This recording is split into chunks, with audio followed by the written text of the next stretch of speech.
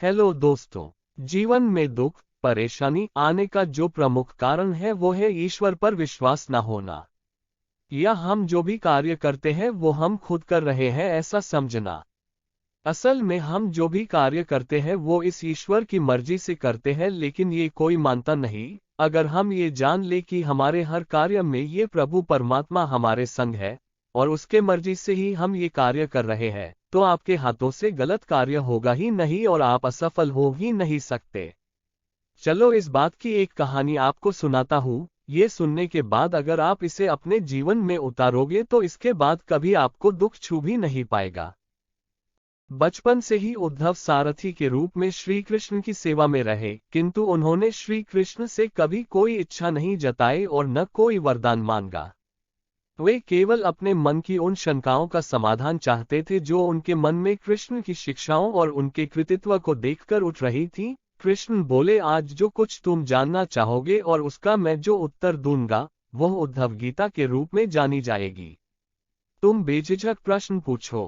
हे कृष्ण, सबसे पहले कृपया मुझे ये बताओ कि सच्चा मित्र कौन होता है। कृष्ण ने कहा, एक सच्चा मित्र वही है जो जरूरत के समय मित्र की बिना मांगे मदद करे।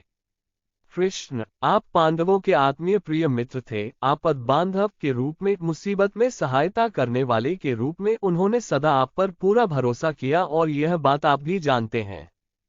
कृष्ण, आप महान ज्ञानी हैं। आप भूत वर्तमान व भविष्य के ज्ञाता भी हैं। किंतु आपने सच्चे मित्र की जो परिभाषा आपने अभी दी है, क्या आपको नहीं लगता कि आपने उस परिभाषा के अनुसार आपने स्वयं ही कार्य नहीं किया? आपने धर्मराज युधिष्ठिर को द्यूत क्रीड़ा जुआ खेलने से रोका क्यों नहीं? चलो ठीक है कि आपने उन्हें नहीं रोका, लेकिन आप भाग्य को भी धर्मराज के पक्ष में मोड़ सकते थे और अगर आप चाहते तो युधिष्ठिर जीत भी सकते थे। आप कम से कम उन्हें धन, राज्य और यहाँ तक कि खुद को हारने के बाद तो रोक ही सकते थे। उसके बाद जब उन्होंने अपने भाइयों को दांव पर लगाना शुरू किया, तब तो आप सभाकक्ष में आ सकते थे। आपने वह भी नहीं किया।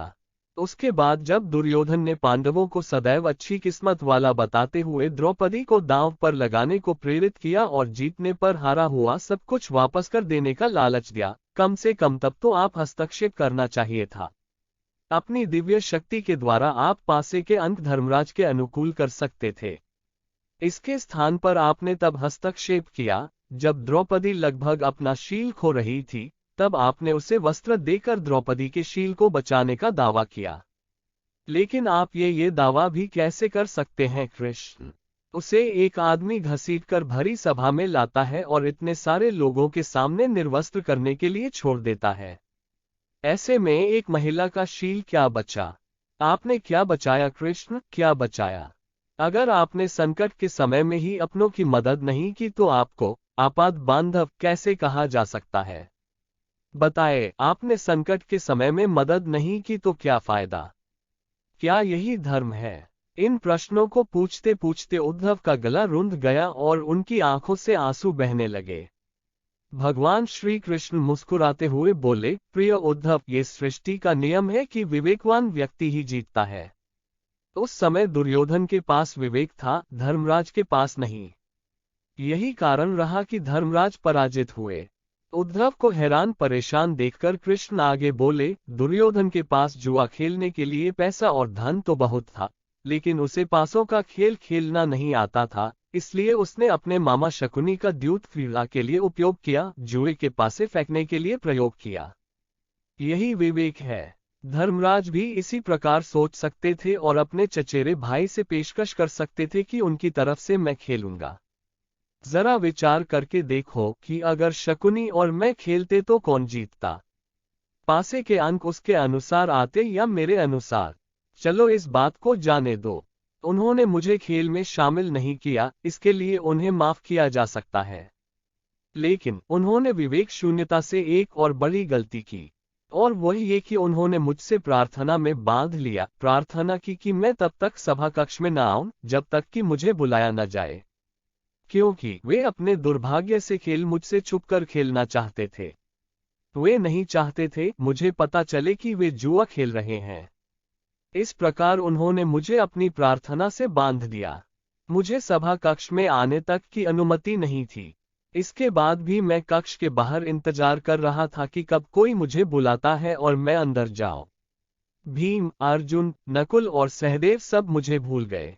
बस अपने भाग्य और दुर्योधन को कोसते रहे।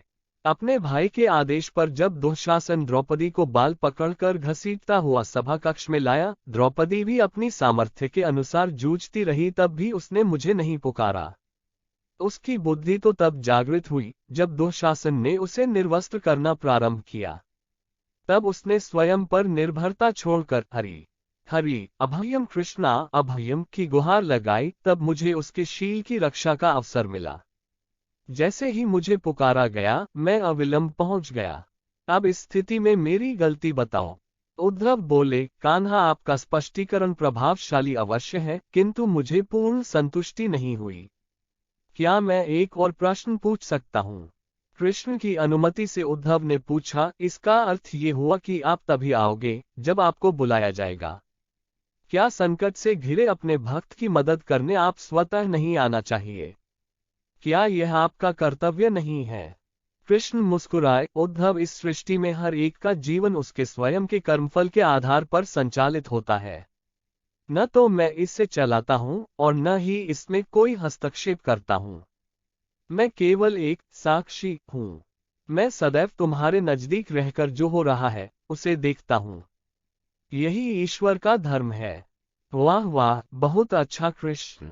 तो इसका अर्थ ये हुआ कि आप हमारे नजदीक खड़े रहकर हमारे सभी दुष्कर्मों का निरीक्षण करते रहेंगे।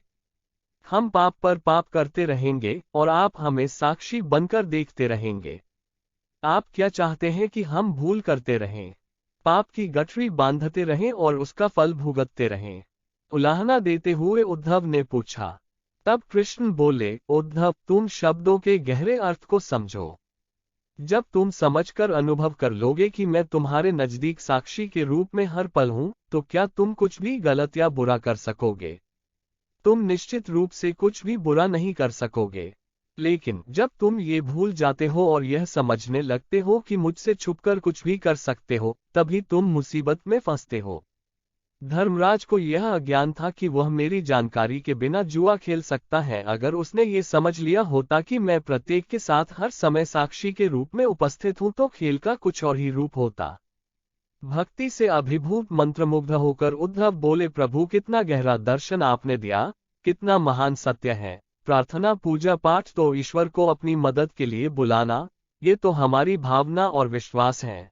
जैसे ही हम यह विश्वास करना शुरू करते हैं कि ईश्वर के बिना तो पता भी नहीं हिल सकता, हमें साक्षी के रूप में उनकी उपस्थिति महसूस होने लग जाती है। गड़बड़ केवल तभी होती है जब उसे भूलकर दुनियादारी में डूब जाते। हर कार्य में हमारे साथ होते हैं, बस हम ही नहीं पहचान पाते। उन्हें तो बस दिल से पुकारने की देरी है। हर कार्य में अगर हम परमात्मा की साथ ले तो वो कार्य होने से कोई नहीं रोक सकता। अगर आपको ये वीडियो अच्छा लगा हो तो इसे लाइक, शेयर करना और चैनल को सब्सक्राइब करना।